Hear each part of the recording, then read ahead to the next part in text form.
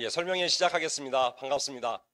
제 이름은 박정원이고요. 우리 목동 예섬학원, 그다음 예섬학원 전체의 논굿을 대표 강사 맡고 있습니다. 반갑습니다.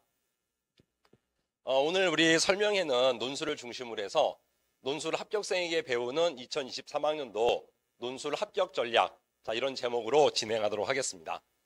좀 전에 인사드렸듯이 저는 대치동 본원, 목동 예섬, 분당 예섬, 예섬학원 논굿을 대표 강사 맡고 있고요. 주로 수업하는 학원들이 시대인지 학원, 반포 해냄 학원, 그다음 성북 항림학원 이런 곳에서 아이들과 함께 논술 수업하고 컨설팅하고 있습니다.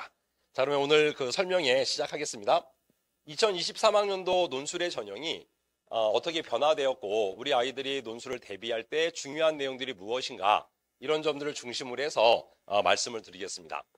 그 가장 큰 변화들부터 먼저 살펴보면 올해 논술 선발 인원은 작년하고 거의 똑같아요. 16명 줄었는데 큰 의미 있는 감소는 아닌 것 같고요. 가장 크게 변화된 것 중에 하나가 아이들이 굉장히 선호하는 성균관대나 중앙대 등이 수능 최저학력 기준을 작년보다 조금 이렇게 하향했어요. 뒤에서 자세히 살펴보겠지만 최저 기준이 변경됨으로 인해서 유리한 점과 불리한 점이 동시에 생겼죠. 예를 들어 유리한 점은 내가 최저를 맞출 수 있는 가능성이 높아졌다. 이런 점은 약간 유리하지만 최저 기준이 낮아지면서 경쟁률은 살짝 올라갈 것 같은 그런 느낌이기 때문에 유불리함이 모두 있습니다. 자, 또 하나 연세대나 성균관대, 특히 성균관대가 올해 처음으로 논술 100%로 학생들을 모집하는 걸로 변경되었습니다. 작년까지는 연세대, 건국대가 논술 100이었는데 올해는 성균관대, 덕성여대, 항공대 등이 논술 100% 대열에 합류하면서 내신과 무관하게 논술의 실력만으로 학생들을 뽑는 전형이 늘어났다. 이것이 세 번째의 변화입니다. 자, 네 번째는 논술 100은 아니지만 많은 대학들이 논술의 반영 비율은 높이고 교과의 반영 비율은 낮추면서 말 그대로 논술 자체의 실력을 갖고 학생들을 선발하는 이런 비율들이 늘어난 것. 이것이 네 번째의 변화입니다. 자, 다섯 번째는 중하위권 대학이긴 하지만 홍익대 세종 캠퍼스라든가 서경대 등이 새롭게 논술 전형을 실시하면서 논술로 모집하는 대학이 캠퍼스 포함해서 전체 38군데로 늘어났고 그중에서 우리 문과가 한 35군데 대학에서 모집하면서 좀 더 선택의 폭이 넓어진 것이 다섯 번째의 중요한 변화라고 할 수가 있습니다. 자, 각각을 하나하나 좀 자세하게 살펴볼게요. 자, 먼저 논술은 전체적으로 11,016명 뽑습니다. 작년에 11,069명에서 한 40명? 50명 가까이 줄었군요. 11,016명을 모집해서 전체에서의 비중은 3.2%로 사실 크지 않은 것 같지만 논술을 모집하는 대학, 즉 상위권 대학을 중심으로 보면 논술의 비중이 전체적으로 10% 내외가 돼요. 예를 들어 연세대 9%, 9.1%, 서강대 9.9, 성균관대 9.7, 한국외대는 무려 13% 정도. 작은 곳들이 한양대 7.4, 경희대 8.9 등 10% 내외에서 학생들을 선발하기 때문에 그런 점에서 좀 전략적인 측면에서 의미 있는 그러한 전형이라고 할 수가 있어요. 예를 들어 논술은 논술 자체로도 우리가 준비할 수도 있지만 상대적으로 수능 전형, 올해는 특히 수능 전형이 대부분의 대학들이 40%가 넘어가거든요. 앞에 있는 연세대라든가 서강대라든가 이런 대학들 보면 특히 외대 같은 경우에는 42%, 그러니까 수능이 40% 정도 뽑는데 즉 우리가 교과나 학종에서 지원하기가 조금 어렵거나 혹은 너무 대학의 레벨이 낮아져서 부담이 되는 경우 정시를 준비하면서 논술을 수시의 카드로 함께 준비하는 이러한 전략들이 가능하다는 점에서 논술이 갖고 있는 의미성이 다른 애보다도 조금 더 커졌다라고 할 수가 있어요. 동시에 종합전형이나 교과전형을 쓰는 친구들도 내가 종합과 교과로 예를 들어 좀 이렇게 레벨이 높은 대학에 원서를 쓸 수 있다라고 하면 열심히 하면 되지만 건동 홍콩 라인이라든가 혹은 이제 그 밑에 있는 대학의 라인에 교과를 쓰면서 좀 더 상위권 대학에 진학하고자라고 한다고 할 땐 논술을 중심으로 해서 또 우리가 전략적인 접근들이 필요하다고 볼 수가 있어요. 교과 전형과 논술 전형은 최저학력 기준이 거의 똑같거든요. 대학마다. 그런 점에서 이제 일부 교과를 쓰고 일부 논술로 준비하고 또 종합 전형을 준비하는 친구들도 상대적으로 상위권 대학을 지원하기 위해서 논술 전형을 준비하는 것도 좋은 전략적인 접근이라고 할 수가 있습니다. 그래서 논술의 인원이 아주 많지는 않지만 교과하고 비교해서 비슷하죠. 아주 많지는 않지만 우리가 수시에 6장의 카드를 버리지 말고 그 6장의 카드를 잘 활용한다는 점에서 논술이 갖고 있는 어떤 매력들을 확인해 볼 수가 있습니다. 자, 논술을 모집하는 대학을 보면은요, 서울에서는 23군데 대학, 사실 상위권 대학 중에서는 서울대하고 고대를 제외하고는 모두 논술을 뽑죠. 사실은 서울에 있는 대학들 중에 상위권 대학들이 논술로 모집하고, 자, 경기권에서 한 10군데 대학, 물론 이 중에서 뭐 중앙대 안성이라든가 한양대 에리카라든가 외대 글로벌은 본캠이랑 같이 논술로 뽑는데 최저학력 기준이 다르기 때문에 이렇게 다른 대학으로 제가 함께 넣어놨습니다. 또 인천의 인하대, 뭐 강원도의 연세대 미래캠퍼스, 그다음에 여기 충청도에 가면은 뭐 홍익대 세종캠퍼스 등 각각의 지역에서 상위권 대학들이 논술로 학생들을 모집한다는 것을 우리가 확인해 볼 수가 있습니다. 자, 모집 인원 넣어놨는데요. 뭐 참고로 보시면 되겠고요. 총 38군데 대학이거든요.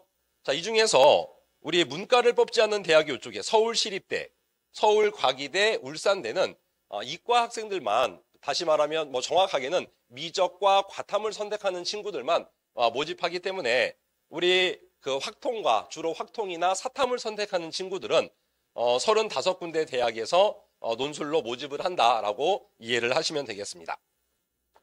그 논술에서 가장 중요한 것은요, 준비할 때 여기 수능 최저학력 기준이거든요. 논술은 그 논술의 실력도 중요하지만 최저 기준을 충족을 못하면 사실은 뭐 합격할 수 있는 가능성이 제로고요. 최저를 어떻게 충족하느냐에 따라서 학교 선택의 폭이 넓어지기 때문에 앞서서 제가 정시를 준비하는 친구들은 논술을 함께 준비하는 게 필요하다라고 말씀을 드렸는데, 최저 기준을 끌어올려가면 정시에서도 내가 학교 선택의 폭이 넓어지고, 동시에 수시에서도 논술 전형에서도 상위권 대학을 선택할 수 있는 가능성이 높아지니까 수능에 대한 준비와 논술에 대한 준비는 보조를 맞추면서 함께 해가야 하는 그러한 전형이라고 할 수가 있습니다. 특히 최저학력 기준을 맞췄을 때 대학의 실질 경쟁률 자체가 뚝 떨어져요.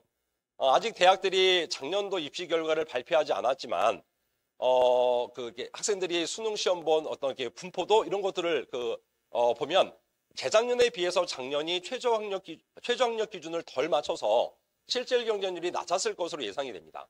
재작년을 기준으로 보면 중앙대나 이화여대는 채 10대 1이 안 되거든요.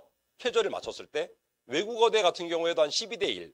성균관대, 서강대 같은 경우가 좀 높아서 20대 1이니까 사실은 중위권 대학으로 내려갈수록 최저 기준 충족률이 낮아지면서 실질 경쟁률도 함께 낮아지는 그러한 경향을 보이기 때문에 우리가 최저학력 기준을 잘 충족하는 것이 매우 중요합니다. 자, 변화가 된 지역을 중심으로 설명을 하면 가장 최저 기준이 낮은 대학이 한계 3등급이에요. 과목 불문하고 뭐 사탐 한 과목이든 영어 한 과목이든. 자, 어떤 대학이냐 하면 경희대 체육계열, 뭐 체육학과, 태권도학과, 골프산업학과 이런 곳들은 3등급 하나로 학생들을 선발하고요. 서울여대가 작년까지는 2기합 7등급이었는데 올해는 한계 3등급으로 최저를 낮췄습니다.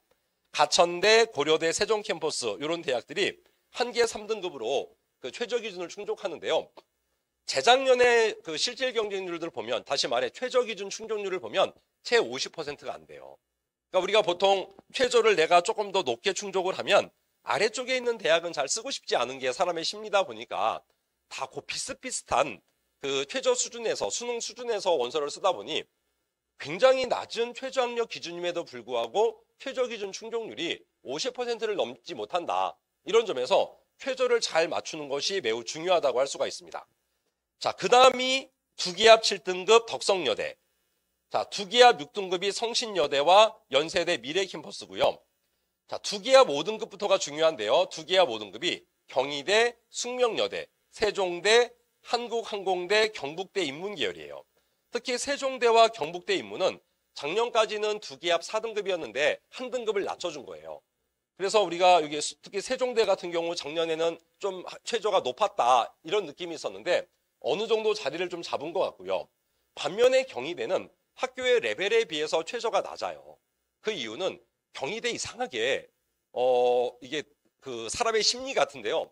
건국대는 학교에 비해서, 즉 학교의 레벨에 비해서 적당한 최저를 갖추고 있는데 최저 기준 충족률이 되게 높아요. 보통 한 70%가 넘어가는데요. 여기 건국대는 2기합 4등급이죠. 경희대는 건국대보다 좋은 대학인데 최저가 2기압 5로 좀 낮거든요. 그런데 최저 기준 충족률이 평균 50%밖에 안 돼요. 이거는 이제 원서를 쓰는 학생들의 어떤 원서 쓸 당시에 심리적인 게 영향을 미쳤을 것으로 예상이 되지만, 그래서 경희대가 외대나 건국대나 동국대보다도 최저 기준이 낮은 2기압 5등급이다. 다시 말하면 경희대를 가기 위한 굉장히 좋은 조건이라고 할 수가 있겠죠. 경희대 정시로 가든가 혹은 교과나 종합으로 합격을 하려면 내신의 수준이나 이런 것들이 상당히 높아야 하는데, 논술 같은 경우에는 2기압 5를 충족하면 그 합격의 가능성들을 만들 수 있다는 점에서 의미 있다고 할 수가 있습니다. 자, 그 다음이 2기압 4등급인데요. 한국외대, 건국대, 동국대, 그 다음에 숭실대, 부산대, 인문계열 이런 곳들이 2기압 4등급인데, 숭실대가 올해 좀 이상한 것 같아요. 왜냐하면 숭실대가 원래는 2기압 6등급이었거든요. 다른 대학들, 여기 노란색으로 표시한 대학들은 작년에 비해서 최저를 낮춘 대학들이에요. 근데 숭실대는 빨간색이죠. 작년에 2기압 6이었는데 갑자기 2기압 4로 무려 2등급이나 최저 기준을 상향시켜 버렸습니다. 이 말은 거꾸로 이야기하면 학교의 레벨에 비해서 너무 최저가 높아요. 외대나 외대와 같은 레벨이 돼버렸고 경희대보다도 레벨이 높죠. 그러면 당연히 최저 기준 충족률은 뚝 떨어질 거고, 아마 경쟁률 자체도, 명목 경쟁률 자체도 굉장히 낮을 것으로 예상이 됩니다. 따라서 숭실대에 관심 있는 친구들은 최저를 충족한다면 올해 굉장히 좋은 기회가 될 거다라는 점도 우리가 확인해 볼 수가 있습니다. 자, 홍익대도요, 학교의 레벨에 비해서 최저가 높아요. 세계 등급합 7등급. 그러니까 우리가 인문계열 친구들이 수학에서 어려움들이 조금 있잖아요, 솔직히. 그러면 이제 수학을 빼고 최저를 맞춘다라고 할 때 국어, 영어, 탐구가 세기압 7등급이 되어야 하니까 외대나 경희대보다 훨씬 더 최저가 높은 수준이라고 할 수가 있어요. 2개로 최저를 맞추는 것과 3개로 최저를 맞추는 것은 차이가 큰데, 그런 점에서 홍익대도 매년 경쟁률 자체가 낮은 외대 경쟁률의 절반도 안 돼요. 그러니까 외대가 보통 한 40대 1 정도 되는데 명목 경쟁률이요. 홍익대는 보통 23대 1, 25대 1 되고, 실질 경쟁률은 홍익대는 4대 1 미만입니다. 따라서 우리가 여기 목동에서 또 가까운 곳에 홍익대가 있으니까 홍익대에 관심 있는 친구들은 최저 등급을 잘 관리해 나가는 것이 매우 중요하다라고 볼 수가 있습니다. 자, 그 다음에 논술에서 상위권 대학들인 성균관대, 서강대, 이화여대, 중앙대, 자, 이런 대학들이 세기압 6등급으로 최저 기준이 가장 높은 수준이라고 할 수가 있어요. 이 중에서도 성균관대와 중앙대에 우리가 주목해야 되는데, 작년까지는 최저가 좀 더 높았습니다. 예를 들어 성균관대는 작년까지 영어 2등급이 필수였거든요. 영어 2등급 더하기 2개 영역 등급합 4등급이었는데 올해 이걸 다 폐지했어요. 실제로 이따 합격생의 데이터에서도 보겠지만 영어가 2등급이 안 돼서, 즉 영어 3등급이 나와서 성균관대에 최저를 못 맞춘 아이들이 되게 많아요. 자, 그런데 올해는 국어, 영어, 수학, 탐구 중에 3개 등급합이니까 영어가 3등급이 나와도 혹은 수학이 4등급이 나와도 최저를 충족할 가능성이 높아졌다는 점에서 성균관대가 올해 굉장한 기회가 될 수 있다라는 점이 중요합니다. 자, 중앙대 같은 경우에는 작년까지는 수능 최저 기준 충족할 때 사탐을 선택하면 2개가 합산이었어요. 그리고 만약에 2등급, 3등급이 나와서 2.5등급이 되면 2.5를 그대로 반영을 해서 최저 충족하기가 조금 어려웠는데 올해는 탐구를 한 과목만 반영합니다. 따라서 작년보다 사탐을 통해서 최저를 충족할 가능성이 높아진 대학이다. 자, 이런 점에서 의미가 있다고 볼 수가 있습니다.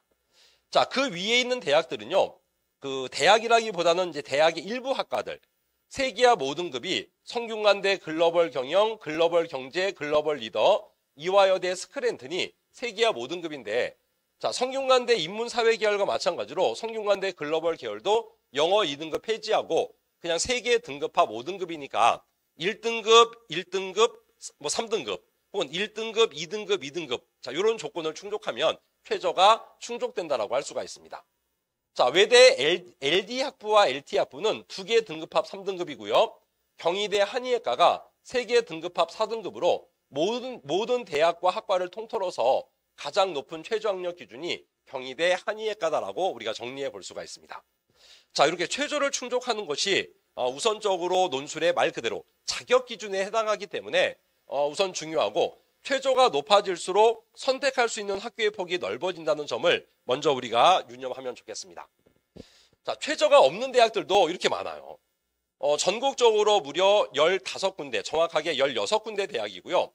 자, 이과, 시립대와 과기대를 제외하면 문과는 14군데 대학입니다. 먼저 연세대, 한양대 서울 캠퍼스, 에리카 캠퍼스, 광운대, 그다음에 경기권의 주요 대학들이죠. 가톨릭대, 경기대, 단국대, 수원대, 아주대, 인하대, 한국외대, 글로벌. 자, 이런 대학들이 최저 기준 없이 학생들을 논술만으로 선발을 하는데, 최저 기준이 없다 보니까 실질 경쟁률이 높아요. 실제로 이제 수능에 살짝 어려움들을 겪는 친구들이, 불안한 친구들이죠. 왔다 갔다 하는 친구들은 최저 기준이 있는 대학에도 원서를 쓰지만, 최저가 없는 대학의 몇 군데에도 이제 보험 차원에서 원서를 쓰는 경우들이 많아요. 그러다 보니 보통 경쟁률이 40대 1이 된다고 했을 때 결시율 자체가 한 5% 정도에 불과하거든요. 그럼 이제 실질 경쟁률이 35대 1 이렇게 높아지니까 앞에 있었던 최저 기준을 충족하는 대학의 경쟁률에 비해서 월등히 경쟁률이 높다. 다시 말하면 이런 대학에 합격을 하려면 논술의 실력 자체가 최저가 있는 대학보다 뛰어나야 한다. 이런 점을 우리가 확인해 볼 수가 있습니다. 자, 또 하나 논술이 얼마나 반영 비율이 높아졌는가를 우리가 살펴보면, 앞서 간단히 보았듯이 논술 100%인 대학의 숫자가 늘었어요. 작년까지는 연세대, 건국대, 연세대 미래 캠퍼스만 100%였는데 올해는 성균관대, 덕성여대, 한국항공대가 추가가 되었죠. 자, 이 중에서 우리가 성균관대에 주목해야 됩니다. 특히 자사고나 특목고 친구들, 작년에는요 성균관대를 원서를 쓰고 싶었는데 5등급이 넘어가면 합격을 할 수 없을 정도로 내신의 폭이 컸어요. 성균관대가 작년에 교과를 40% 반영했거든요. 1등급이 400점일 때 5등급의 점수가 무려 252점이었어요. 그러니까 150점 차이가 나기 때문에 5등급이 넘어가면 원서 쓰는 게 힘들었습니다. 근데 올해는 논술 100%니까요. 뭐 5등급이든 6등급이든 7등급이든 최저 기준만 충족하면 성균관대를 논술을 통해서 합격할 수 있는 가능성이 높아졌다는 점에서 굉장히 매력적이라고 할 수가 있어요. 연세대와 비교해 보면 어떤 차이가 있느냐. 연세대도 논술 100이고 성균관대도 논술 100이고, 물론 학교는 연세대가 조금 좋아요. 이제 아이들의 로망 중에 하나가 송도에 가서 기숙사 생활을 하고 싶다, 이런 로망도 좀 있잖아요. 그래서 이제 살짝 연세대가 좋긴 하지만 성균관대가 합격하기는 훨씬 더 편합니다. 왜요? 최저 기준이 있잖아요. 경쟁률 자체가 연세대의 한 3분의 1밖에 안 돼요. 그러니까 연세대의 평균 실질 경쟁률이 보통 한 50몇 대 1, 60대 1 정도 되거든요. 그러니까 이제 명목 경쟁률에서 결시율을 빼고 나면 한 60대 1, 뭐 55대 1 요 정도 되는데, 성균관대의 재작년 평균 경쟁률이 채 20대 1이 안 됐습니다. 19.8대 1인가 그러거든요. 그럼 당연히 성균관대가 논술을 통해서 합격할 가능성이 높아지죠. 그래서 논술 100%로 변한 것은 올해 성균관대를 가기에 굉장히 좋은 조건이다라고 하는 점을 다시 한번 우리가 확인해 보면 좋겠습니다. 자, 한양대 경우에는 논술 90에 출석과 봉사가 10%라서 사실상 논술 100% 대학에 해당합니다. 왜냐하면 코로나의 여파로 대학들이 출석과 봉사 점수는 다 만점 처리하죠. 그리고 만점 처리 안 한다고 하더라도 보통 출석은요, 무단결석 3일이 넘어갈 때만 감점을 시키고 봉사는 20시간이 안 될 때만 감점을 시키니까 사실상 모든 친구들이 만점이라서 그냥 한양대도 논술 100이다라고 여기고서 우리가 접근을 하면 되겠습니다. 자, 논술 90에 교과 10인 대학이 홍익대, 숙명여대, 당연히 교과의 비중이 낮고요. 자, 80% 교과가 20%나 10%를 반영하는 대학이 뭐 서강대, 서울여대, 아주대 등이고요. 자, 70%를 반영하는 대학이 대부분이에요. 뭐 이화여대, 외대 등부터 경희대, 중앙대, 동국대 등인데, 교과를 30%를 반영하느냐, 21%냐, 20%냐, 요 정도의 차이만 있습니다. 자, 우리가 주의해야 할 대학은 바로 요 대학들이에요. 교과의 비중이 40%가 들어가는 대학들, 숭실대, 경기대, 가천대 등이 교과의 반영 비중이 꽤 높은 편이다라고 할 수가 있습니다. 자, 이때 중요한 것이 뭐냐 하면은요, 교과의 반영 비율도 중요하지만, 자, 실질적으로 교과를 얼마나 반영하느냐, 그러니까 명목적으로 반영하는 거 말고 실제 점수화되는 것을 아는 것이 중요합니다. 그래야 우리 아이가 이 대학의 원서를 써도 되는지 아니면 피해가야 하는지를 좀 더 정확하게 알 수가 있는데요.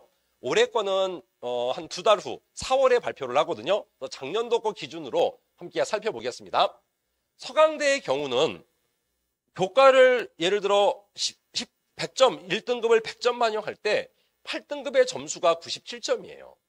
그러니까 1000점 만점에 3점, 100점 만점에 0.3점이니까 8등급 대 친구까지 전혀 고민하지 않고 원서를 써도 됩니다.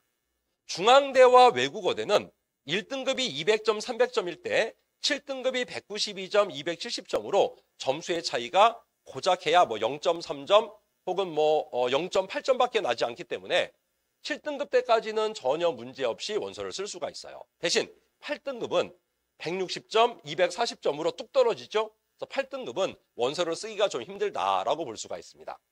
자, 동국대와 홍익대의 경우는 6등급 때까지는 전혀 문제가 없어요. 1등급이 200점일 때 6등급이 174점, 1등급이 100점일 때 6등급이 85점으로 큰 점수의 차이가 나지 않는다.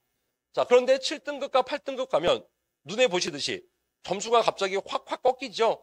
그러니까 실질 그 반영이 6등급까지는 미미하고 7등급부터 커지기 때문에 7등급이 넘어가는 친구들은 원서를 쓰는 것이 많이 어렵다라고 볼 수가 있어요.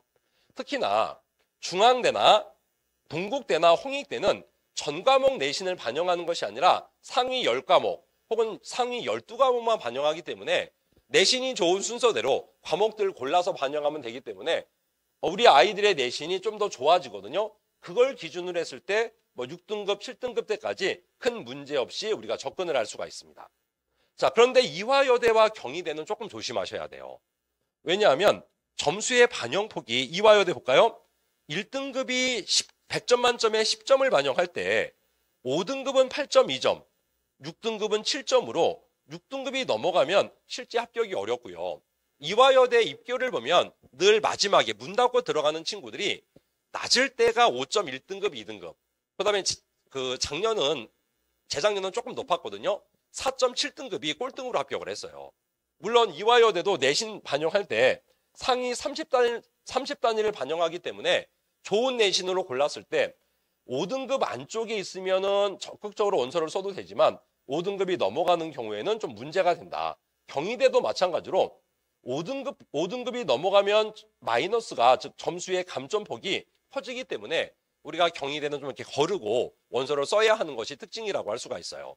따라서 똑같은 최저 기준을 충족했을 때, 세기합 6등급을 충족했을 때 이화여대 내신이 문제가 되는 친구들은 오히려 중앙대나 서강대 혹은 성균관대를 더 적극적으로 노려야 되고요.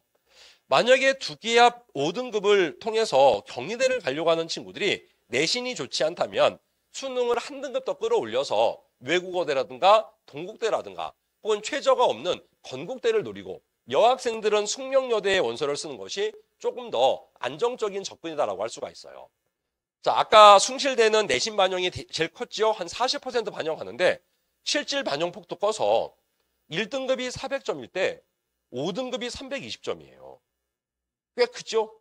6등급은 280점이니까 무려 120점 차이가 납니다. 그러니까 6등급이 넘어가면 합격이 힘들고요. 5등급 대 친구들도 굉장히 논술을 잘 써야만 합격할 수 있는 이러한 대학이 숭실대다라고 볼 수가 있어요. 그래서 내신이 조금 부족한 친구들일수록 오히려 수능 점수를 끌어올려서 상위권 대학의 원서를 쓸 때 내신의 불리함을 감쇄시키고 오히려 논술 실력 그 자체로서 접근할 수 있는 것이 논술 전형의 주요한 특징이라고 볼 수가 있습니다. 자, 우리가 논술을 준비할 때요. 자, 이런 그 외형적인 측면, 최저를 맞췄냐, 혹은 내신이 어느 정도 되느냐, 경쟁률이 높냐, 낮냐도 중요하지만 논술이 실제로 무엇이고 과연 우리 아이가 이 논술을 잘할 수 있느냐, 잘할 수 있다면 어느 정도 잘할 수 있느냐, 이게 사실 더 중요하죠. 제가 논술을 가리키는 입장에서 이 논술이라고 하는 것에 대한 오해가 많다는 것을 알고 있습니다. 가장 큰 오해가 바로 논술은 글쓰기 아니야? 우리 애는 글을 써본 적이 없는데 우리 아이는 어렸을 때부터 책을 많이 읽지 않아서 글쓰기 힘들어하는데, 이런 오해가 되게 커요. 그런데 그 객관적인 사실을 말씀드리면 요즘 아이들 중에 책을 많이 읽은 아이는 거의 없습니다. 왜? 영상 세대잖아요. 대학들도 알고 있고요. 그래서 아이들이 점점 더 수능 지문 읽기를 어려워하는 거. 예를 들어 문해력이 약해지고 있다? 이거는 그냥 객관적인 사실입니다. 그런 가운데서도 시험을 내요. 자, 두 번째, 논술도 시험이기 때문에 논술이 단순히 글쓰기가 아니에요. 자, 그런 점을 우리가 실제로 한번 확인해 보겠습니다.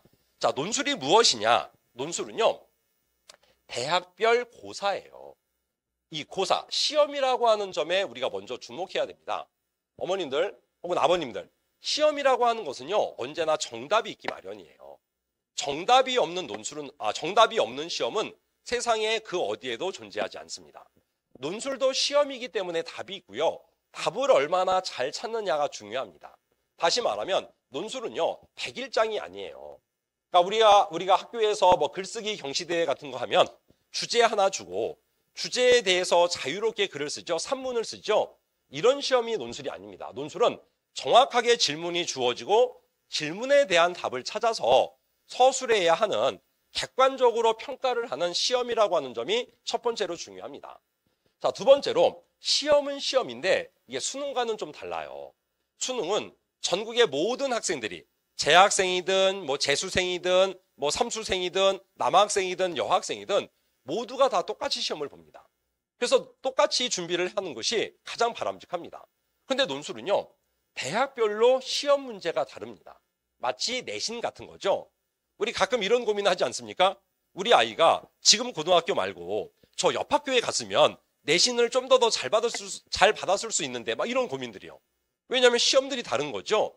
거기에 오는 아이들도 다르고 시험의 문제도 다르고 따라서 우리 아이가 A 고등학교의 시험은 예를 들어 A 대학의 시험은 잘 볼 수 있는데 B 대학의 시험은 잘 못 볼 수도 있어요. 왜냐하면 문제를 출제하는 교수님들이 다르니까. 그러니까 대학별 고사라고 하는 점을 우리가 명심하면서 논술에 대한 어떤 이해와 준비들을 해가야 합니다.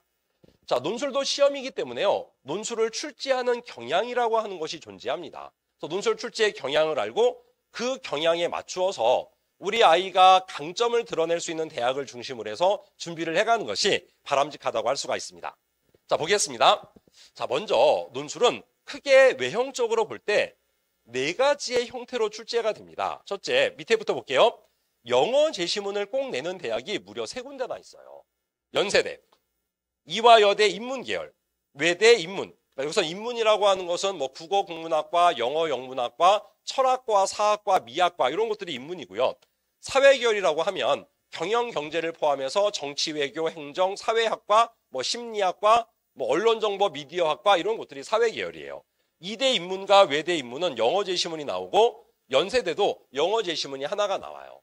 영어의 난이도는 높지는 않은데 한글만 있다가 영어가 하나 나오면 확실히 껄끄러워지고 시간이 좀 부족해지거든요.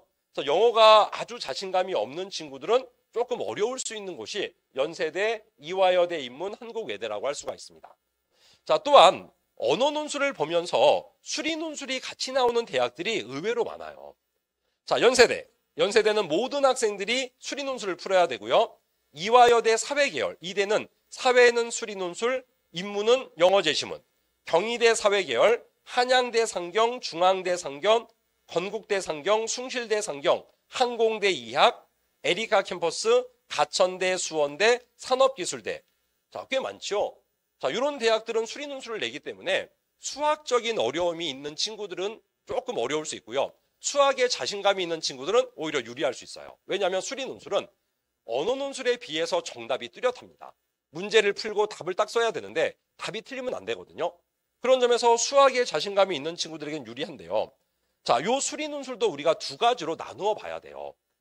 자, 연세대와 이화여대와 경희대 그리고 중앙대는 수리 논술이 수학이라기보다는 논리 추론형 문제를 냅니다. 그러니까 수학의 난이도는 되게 낮아요. 이제 아이들한테 물어보면 중학교 수준, 뭐 심할 때는 중학교 1학년 수준, 조금 어려울 때는 중학교 3학년 수준, 요 정도 수학이 나오는데 문제 상황이 복잡하게 나오고 그 문제를 정확하게 독해하기가 어려워요. 사실 논리적인 사고를 잘하는 것이 필요한 대학이라서 요 4군데 대학은 제가 수업을 해줘요. 제가 철학과 나왔거든요. 그리고 사실은 고등학교 졸업하고 수학은 물건값 계산할 때 덧셈 뺄셈 뭐 요 정도밖에 안 하는 사람인데도 불구하고 연세대, 이화여대, 경희대, 중앙대 수리논술은 수업 시간에 아이들 테스트도 시키고 그리고 실전 과정 가면 뭐 중앙대 유형의 모의고사를 볼 때는 함께 문제를 내고 또 함께 풀고 첨삭도 해줄 정도로 그렇게 어렵지 않아요. 대신 논리적인 사고를 잘해야 되기 때문에 미리 준비를 좀 해야 됩니다. 자, 하지만 한양대라든가 건국대, 숭실대, 항공대, 가천대, 수원대, 에리카 이런 곳은 그냥 수학 문제가 나와요. 수원, 수투에 있는 문제들이 나와서 수투에 보면 미적이 있죠. 가천대, 수원대 미적도 나옵니다. 건국대, 상경 미적이 나와요. 확률과 통계, 미적, 뭐 수열 이런 것들이 나오기 때문에 진짜 수학을 잘해야 돼요. 그래서 우리가 수학이 보통 통합 수학에서 최소한 2, 3등급이 안 되면 사실은 접근하기가 많이 어려운 대학일 수도 있다. 물론 가천대나 수원대는 한 4등급 정도 되면 풀만 하거든요. 그래서 우리가 수리논술에 대해서 고민하실 때에는 연세대, 이화여대, 경희대, 중앙대를 한 팀으로 묶고 자, 나머지 한양대, 건국대, 숭실대 등을 또 한 팀으로 분류해서 접근을 달리해야 한다라고 볼 수가 있습니다. 자, 그 다음에 언어 논술과 통계 자료, 도표와 그래프를 필수로 내는 대학들이 굉장히 많아요. 자, 연세대, 서강대, 성균관대, 한양대, 이화여대 사회, 수리논술에 나오고요. 경희대 사회, 역시 수리논술에 나오고요. 건국대, 외대 사회, 연세대 미래, 서울여대, 경기대, 단국대, 인하대. 그러니까 상위권 대학이든 중위권 대학이든 통계 자료를 내는 대학이 많기 때문에 도표와 그래프에 대해서 정확하게 독해하고 이것을 한글화, 즉 글자로 옮길 수 있는, 해석할 수 있는 연습들이 필요하다고 볼 수가 있습니다. 자, 이런 모든 것이 없고요. 순수하게 언어 논술, 한글로만 이루어지고 문자 텍스트를 읽고 답을 쓰는 대학들이 몇 군데 있어요. 대표적인 대학이 가톨릭대, 경희대 인문, 광운대, 동국대, 덕성여대, 세종대, 숙명여대, 이화여대 인문, 중앙대 인문, 홍익대 이런 대학들은 언어 논술만을 출제하기 때문에 우리 아이가 도표도 싫어하고 도표 만나면 막 알레르기 반응 일으키고 수학은 더 싫고 이러면 언어 논술만 선택을 해야 돼요. 그럼 선택의 폭이 좀 좁아지는 거예요. 그래서 그런데 사회 문화도 선택을 했고 도표와 그래프도 내가 공부해보고 싶다. 선택의 폭이 넓어져요. 수리 논술까지 도전해보겠다. 선택의 폭이 넓어져요. 특히 논술로 갈 수 있는 최상위 대학이 연세대죠. 연세대 논술 문제가 어렵다라고 소문이 많이 나 있어요. 사실 왜 어렵냐 보면 여기 딱 드러나죠. 언어 논술도 봐야 되지만 통계도 나오고요. 수리 논술도 나오고요. 영어 제시문도 나와요. 그래서 연세대 경쟁률이요. 똑같이 최저 기준도 없고 그다음에 그 논술 100% 사실상 100%임에도 불구하고 한양대보다 연세대가 경쟁률이 많이 낮은 이유가 여기에 있어요. 한양대는 도표가 나오긴 하지만 되게 쉽게 나오거든요. 수리 논술도 없고 영어도 없고. 그러니까 누구나 어렵지 않게 접근할 수 있는데 연세대는 장벽이 많은 거죠. 통계가 좀 어렵게 나옵니다. 25점짜리로. 수리 논술도 좀 어렵게 나와요. 25점짜리로. 영어 제시문도 어렵게 나와요. 25점짜리. 그러니까 사실은 100점 만점에 75점이 통계, 수리 논술, 영어 제시문이니까 아무래도 껄끄러운 거예요. 그래서 늘 한양대와 연세대의 경쟁률을 비교하면 거의 더블 스코어 차이로 한양대가 경쟁률이 높은 것도 하나의 이유가 된다고 할 수가 있습니다. 따라서 우리 아이가 자 논술로 연세대를 도전하고 싶다 그러면 각각을 테스트를 해보는 것이 되게 중요해요. 저 같은 경우에는 수업 시간에 영어 제시문 테스트도 하고 수리 논술도 함께 풀고 통계는 뭐 제가 전국에서 제일 잘 가르쳐요.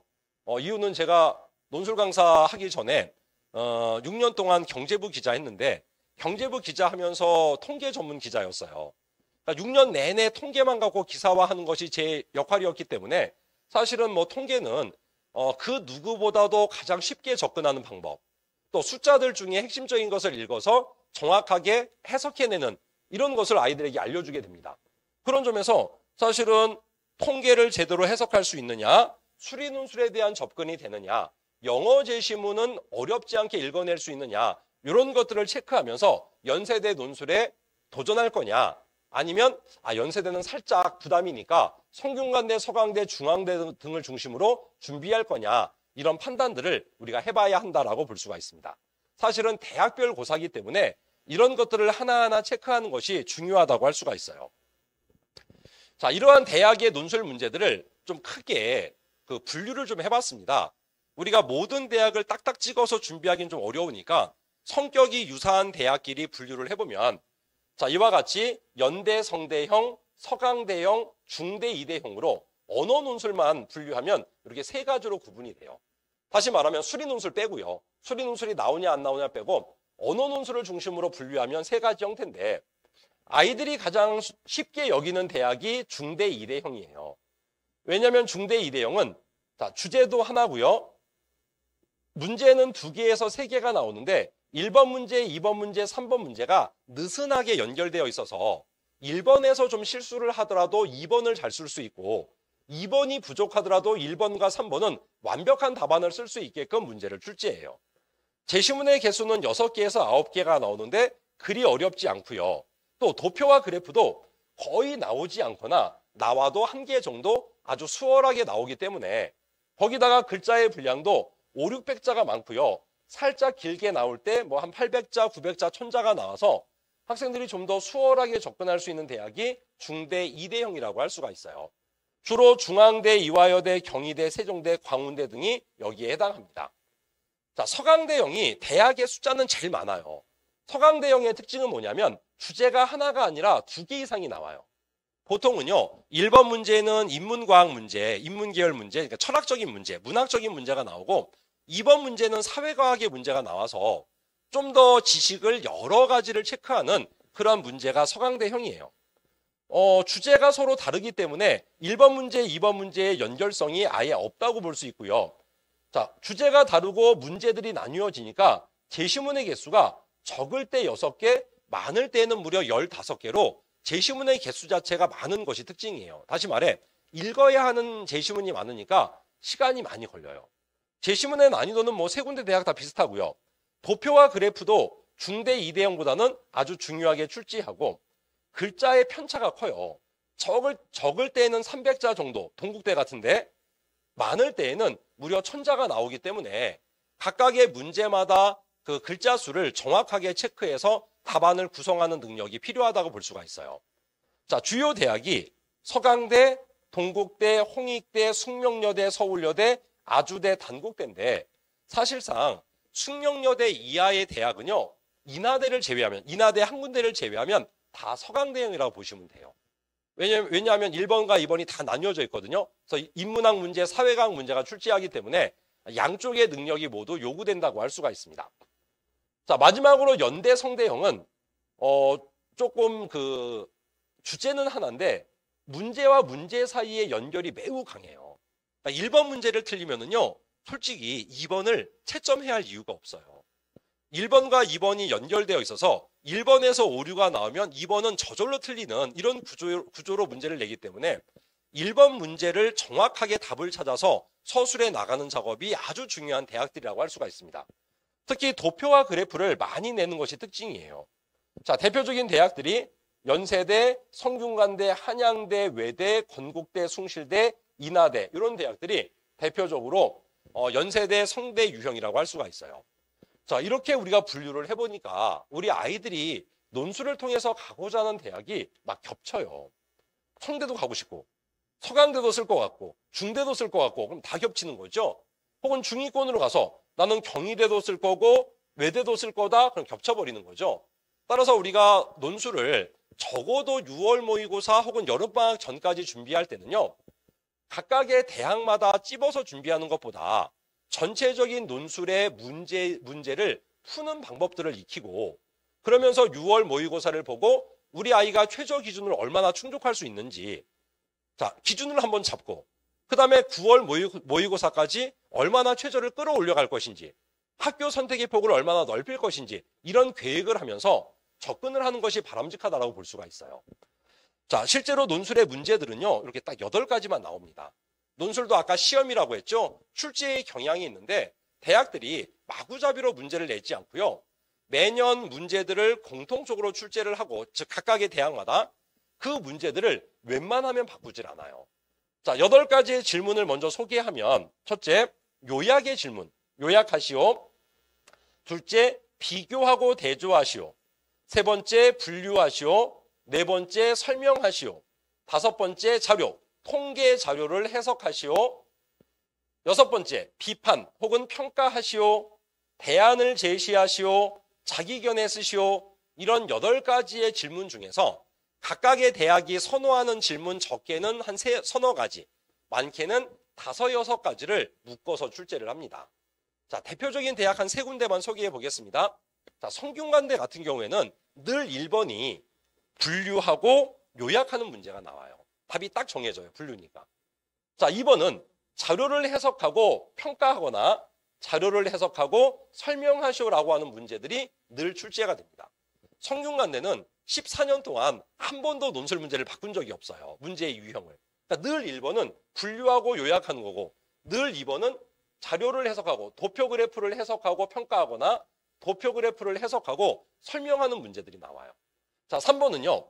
자료를 해석하고 대안을 제시하거나 자료를 해석하고 자기견해 쓰는 문제들이 나오는데 최근 들어서는 대안 제시보다는 자기견해형의 출제 빈도가 조금 높아지고 있어요. 자, 이렇게 보면 성균관대는요. 비교하시오라고 하는 문제는 안 내는 대학이죠. 14년 동안 비교라고 하는 단어가 논술 문제에 단 한 번도 들어간 적이 없어요. 왜냐하면 분류가 이미 비교가 전제가 되니까 굳이 내야 할 필요를 못 느끼는 겁니다. 자, 반면에 중앙대는 훨씬 더 심플하게 문제를 내거든요. 중대는 늘 1번은 차이점 쓰기예요. 비교. 역시 중앙대도 14년 동안 한 번도 문제를 바꾼 적이 없습니다. 자, 2번은요. 비판 평가하는 문제가 늘 2번에 나와요. 그리고 가끔 비판하고 대안 제시하시오라고 하는 문제가 나와요. 자, 3번은요. 설명하는 문제가 나오거나 가끔 자기견해 쓰는 문제가 나와요. 즉 중앙대는 자료 해석도 안 내고 분류도 안 내고 요약도 안 냅니다. 주로 내는 문제가 차이점, 비판평가, 대안 제시, 설명하는 문제. 훨씬 심플하죠? 그러니까 중앙대하고 성균관대는 최저학력 기준은 같은데 문제의 형태는 이렇게 많이 달라요. 14년 동안 똑같습니다. 자, 건국대로 한번 가볼까요? 건국대 인문사회 계열은 늘 1번이 비교하고 자료를 해석하는 거예요. 역시 건국대도 14년 동안, 그러니까 2008년도 이후에 지금까지 한 번도 문제가 변한 적이 없는.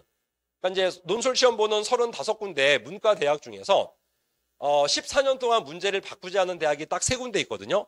이 3군데 대학이 성균관대, 중앙대, 건국대예요.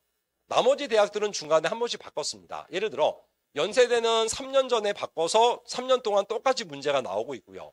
외국어대는 5년 전에 문제를 바꾸어서 5년 동안 똑같은 문제를 내고 있고 이렇게 중간에 한 번씩은 바꾸는데 3군데 대학은 한 번도 바꾼 적이 없어요. 그래서 건국대 1번 비교하고 자료를 해석하시오. 건국대 2번은 무조건 자기견해. 그냥 문제가 딱 하나입니다. 주어진 라 제시문에 대한 자기의 견해를 쓰시오. 그럼 건국대는 비교, 대조, 자료 해석, 자기견해. 이것만 중요하죠. 나머지는 출제한 적이 없어요. 자, 이러다 보니까 우리가 이 8가지 문제의 유형들을 정확하게 익히는 게 중요하고 제가 아이들 논술을 가르칠 때 주로 겨울방학 때부터 여름방학 때까지 즉 한 6개월 정도 되죠. 이 8가지 유형을 완벽하게 익히는 수업들을 주로 진행합니다. 그리고 이제 6월 모의고사 보면 아이들 컨설팅해서 어느 대학을 중점으로 준비할 것인지 여름방학 이후에 수업의 계획들을 이제 잡게 됩니다. 자, 따라서 이러한 논술 문제의 출제 경향을 통해서 우리는 논술 합격의 방법들을 이제 모색을 해봐야 합니다. 자, 어떻게 해야 되느냐? 자, 먼저 논술로 합격을 하려면은요. 수능 최저학력 논술로 불합격하는 이유를 먼저 우리가 확인하고 가야 됩니다. 자, 논술에 불합격하는 가장 큰 이유는 수능 최저 기준을 충족하지 못할 때 불합격을 많이 하죠. 그러니까 수능 공부를 열심히 해야 돼요. 최저 기준을 하나하나 끌어올려가면서 논술의 합격 가능성도 높이고 학교 선택의 폭도 넓혀가야 합니다. 자, 두 번째, 출제 의도를 왜곡하는 것, 즉 논제 이탈이 논술 불합격의 주된 이유입니다. 이거는요, 좀 전에 살펴보았던 8가지 문제의 유형을 잘못 이해했을 때 발생하는 일이에요. 대표적인 사례 하나만 들어드리면요, 비교하시오라고 하는 문제가 1번 문제에 가장 많이 출제가 되거든요. 근데 아이들이 비교하시오 그러면 굉장히 많이 실수를 해요.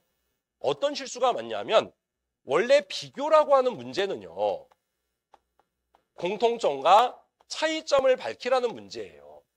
근데 아이들이 이게 일상생활의 습관들이 배어 있다 보니까 이 비교를 차이점으로 해석합니다. 즉 공통점을 서술하지 않아서 감점을 당하는 경우들이 굉장히 많아요. 그러니까 이런 것들이 바로 논제 이탈이에요. 우리가 어머님들도 그렇죠. 현실에서 비교 그러면 차이점으로 주로 쓰거든요. 예를 들어 연대와 고대를 비교하면 공통점을 고민하는 게 아니라 차이점을 비교하는 거죠. 혹은 재수종합학원을 어머님들이 요즘에 많이 막 고르고 있는데 뭐 종로와 메가스터디를 비교하면 그럼 차이점이죠. KBS와 MBC를 비교하면 보통 차이점이잖아요. 그런데 원래 비교는 공통점과 차이점이거든요. 그러니까 공통점이 꼭 내 글 속에 들어와 하는데 빠뜨리는 경우, 이것이 바로 논제 이탈이라고 할 수가 있어요.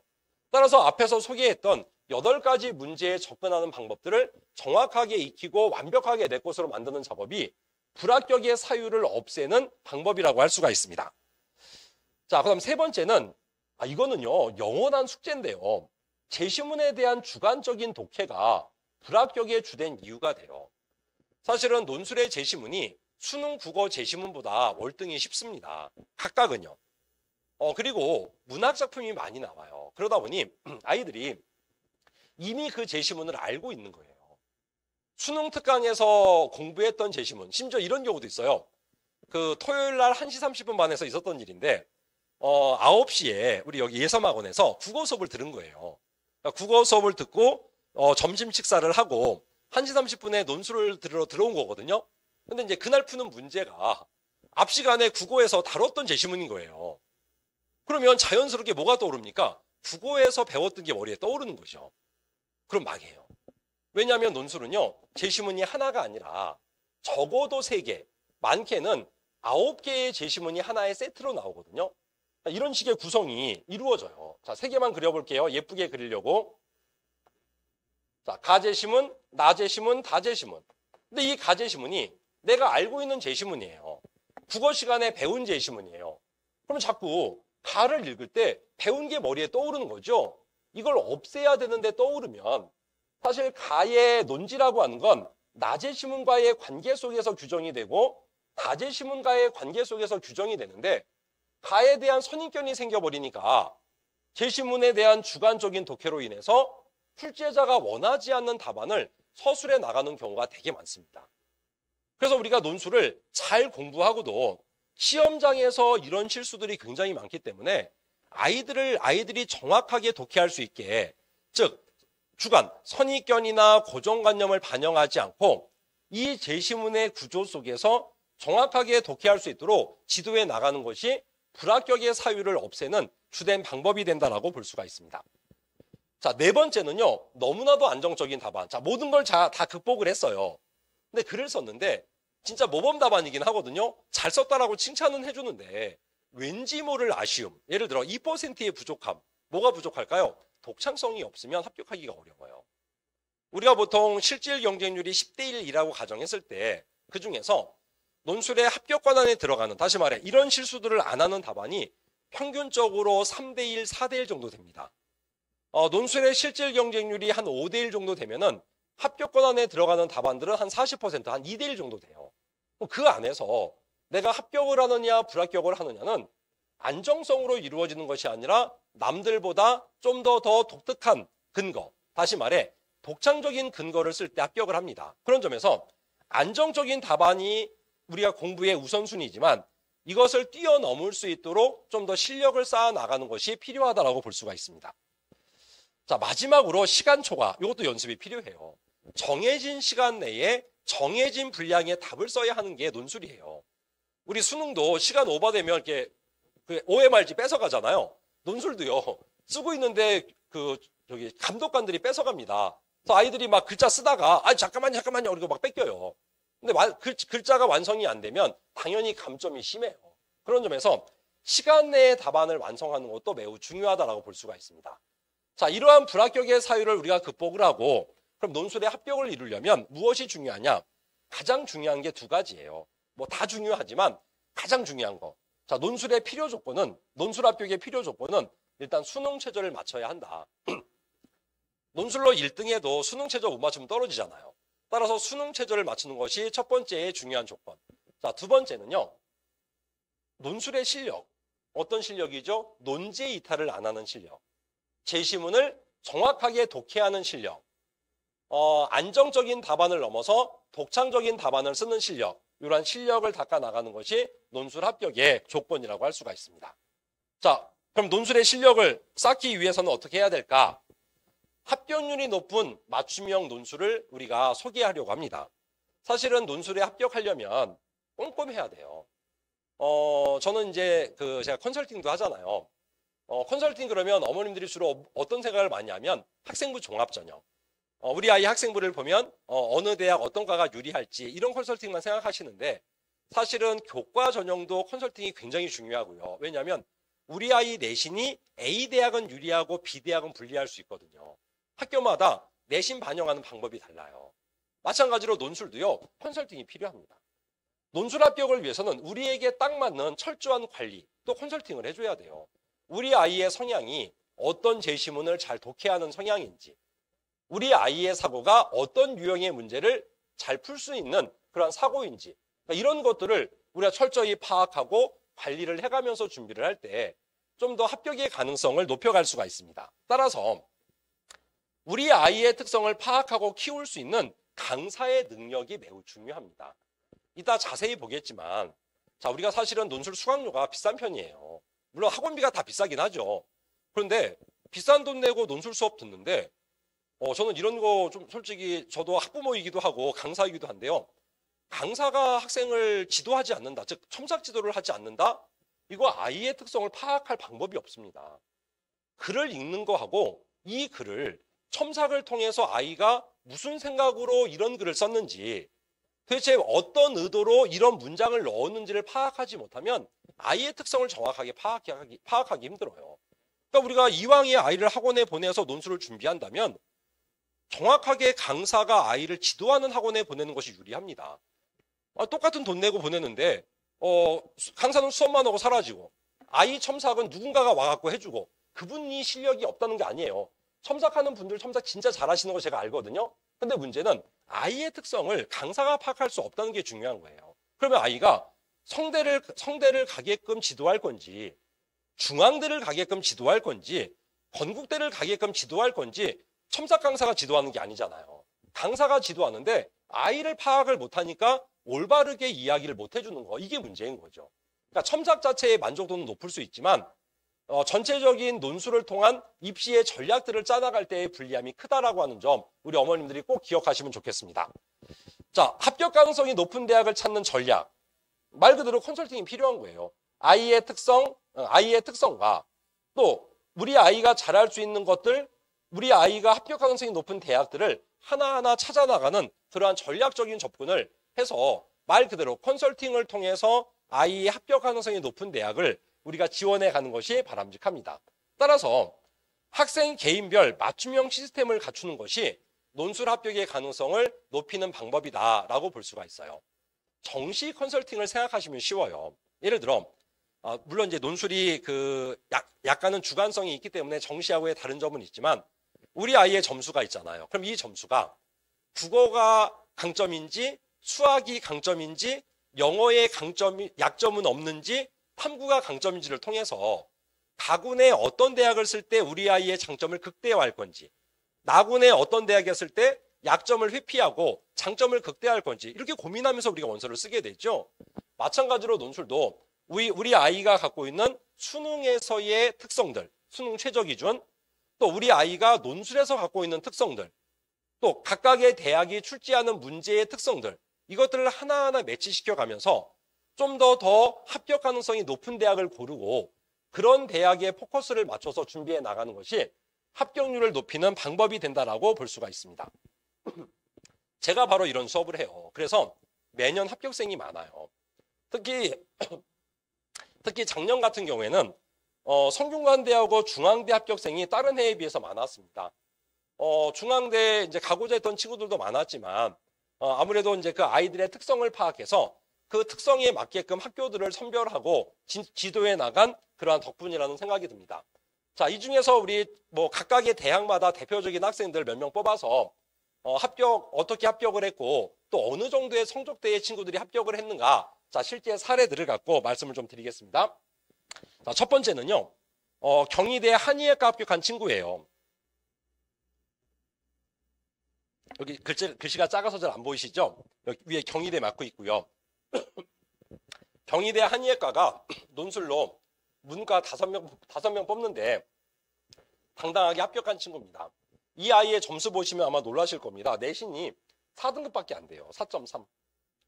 학종은 애초에 쓸 수 없는 상황이었죠.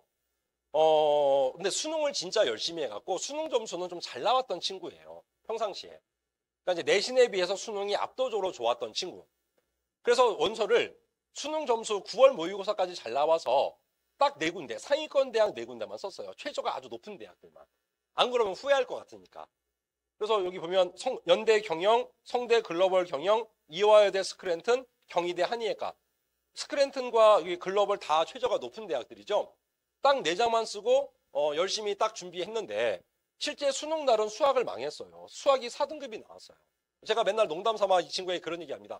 수학 4등급 맞고 경희대 한의대 간 애는 너밖에 없을 거다 이렇게 이야기하는데 내신도 4등급 대 수학도 4등급 대인데 논술로 당당하게 경희대를 합격을 했어요. 5명 중에 1명. 아주 잘했던 이런 친구입니다. 자, 그 다음에 이 친구는 연세대를 합격한 친구인데요. 연세대를 합격을 하면 총장님이 동영상을 보내준대요. 이렇게 학생들에게 이렇게 메시지를 이렇게 이야기한다고 하더라고요. 제가 이거 여러 개 받았어요, 올해. 근데 하여튼간 이 친구는 연세대 경제학과를 합격한 친구인데, 자, 이 친구도 내신이 아주 좋은 편은 아니었어요. 딱 정확하게 4.0등급 자사고 친구였거든요. 수능도 좀 잘 나오는 편이어서 원서 낮게 안 쓰고 다 최상위권. 학종은 그냥 지른 거예요. 될 가능성이 있다고 생각한 게 아니라 수능이 워낙에 잘 나오고 또 학종카드 버리기 아까우니까 그냥 고려대 2개 쓰고 성대 하나 썼는데 다 불합격했어요. 뭐 당연히 그냥 지른 거니까 불합격했겠죠. 논술도 역시 최상위권 대학 3개만. 연세대 경제, 성대 글로벌 경제, 서강대 경제. 그러니까 수능이 뒷받침이 되니까 이렇게 자신감 있게 원서를 쓸 수가 있는데 실제 수능은 국어하고 수학이 조금 흔들려갖고 평상시보다도 점수가 잘 나온 편은 아니에요. 그런데 이제 수능 다음 날 연세대는 수능 다음 날 합격자 발표하거든요. 논술.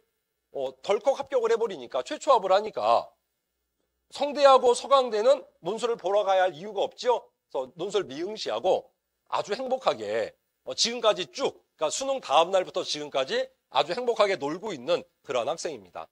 그래서 연세대 경제학과를 최초합했는데 내신이 4.0이었다.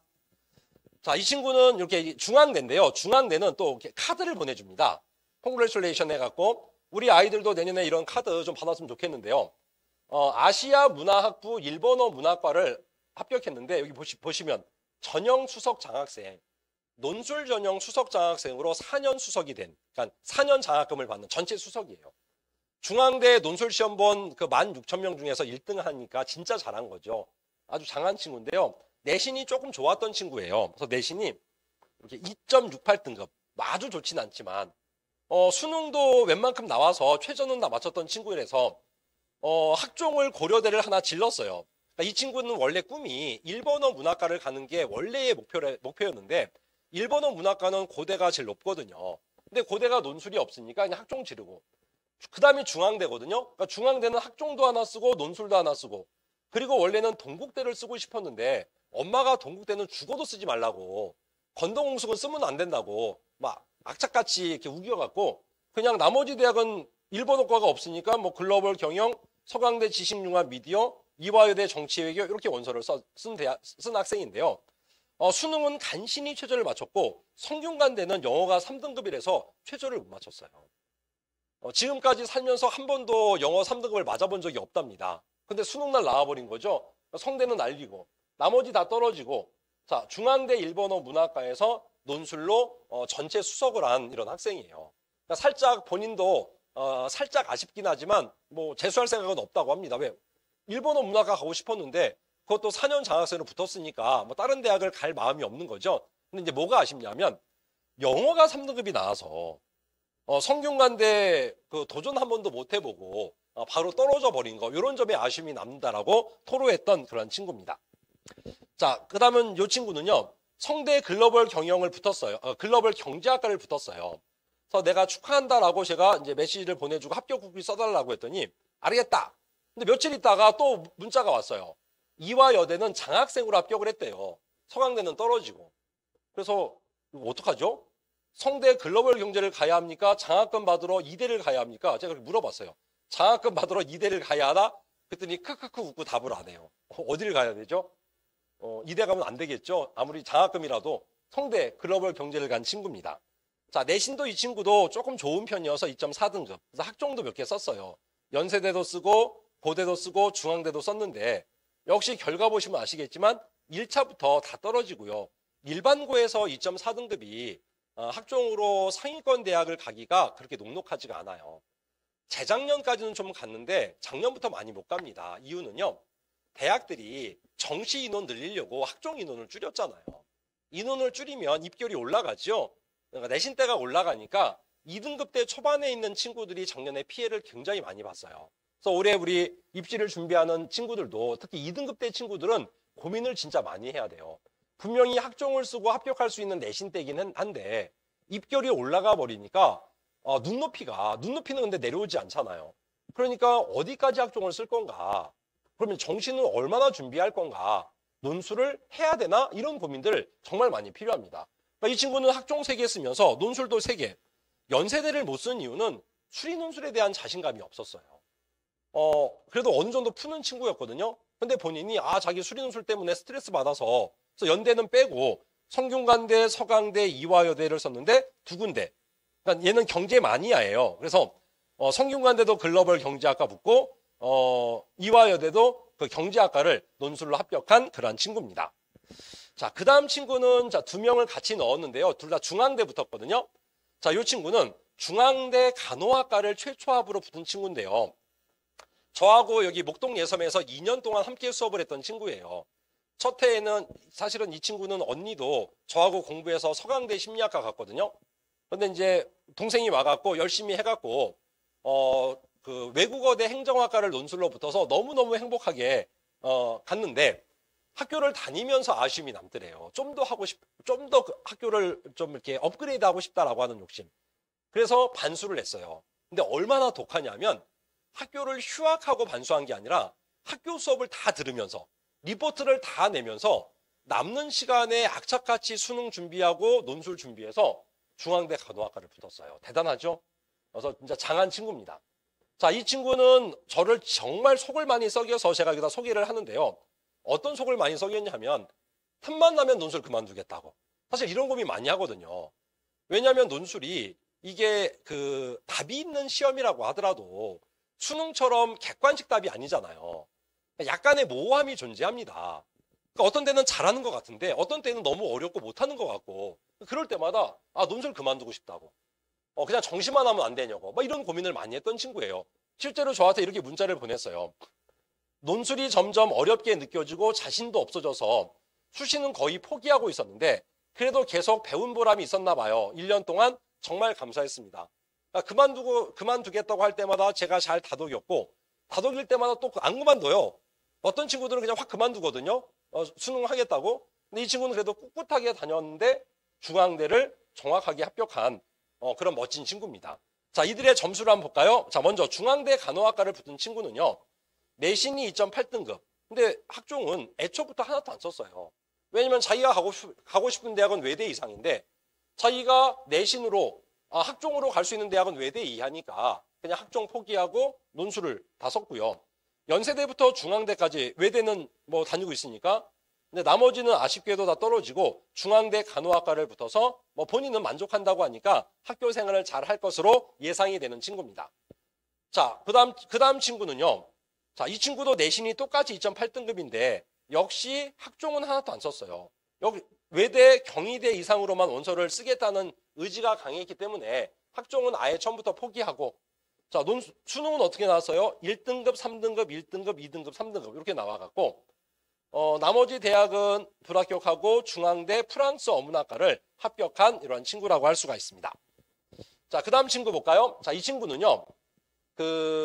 우리 화요반에 있었던 올해는 이제 수요일 날 수업을 하거든요. 있었던 친구인데 정말 공부를 잘했어요. 자신감 완전 넘치는 이런 친구였는데 수능 당일날 완전 쫄딱 망해서 본인 말로는 그래서 이렇게 문자를 보냈어요. 수능 당일날. 성균관대는 최저 못 맞췄고 서강대, 이화여대만 겨우 맞췄어요. 또 남은 기간 열심히 하자. 그리고 진짜 열심히 했어요. 수능 끝나고서 포기하지 않고. 열흘 동안 열심히 해서 시험을 봤는데 이화여대 행정학과를 논술로 최초합을 했습니다. 그래서 이제 본인도 역시 만족해하고 있고 아쉬우면 제가 반수하라고 논술 한번 더 연세대 논술 한번 더 보라고 그렇게 이야기했던 친구고요. 자, 이 친구는 더 쫄딱 망했습니다. 둘이 원래 그 9월 모의고사 때까지 수능의 성적이 비슷했는데 1교시부터 정신 못 차리고 쫄았대요. 그러니까 완전히 멘탈이 나간 거죠. 그래서 수능 최저 기준을 경희대 2기합 5등급만 간신히 맞춘 친구예요. 근데 경희대를 붙었어요. 그래서 말 그대로 나락으로 떨어지다가 지푸라기 잡고 기사회생했다. 이렇게 이야기하는 그런 친구의 모습입니다. 자, 점수대 보겠습니다. 먼저 이화여대 행정학과를 간 친구는요. 자, 내신이 2.5등급이고 수능도 잘 나왔기 때문에 고려대와 중앙대를 역시 학종으로 썼어요. 그것도 과를 세게 썼어요. 미디어학부. 당연히 1차 떨어지고 중앙대도 최종으로 떨어지고 중앙대는 면접이 없기 때문에 그냥 합격과 불합격만 나옵니다.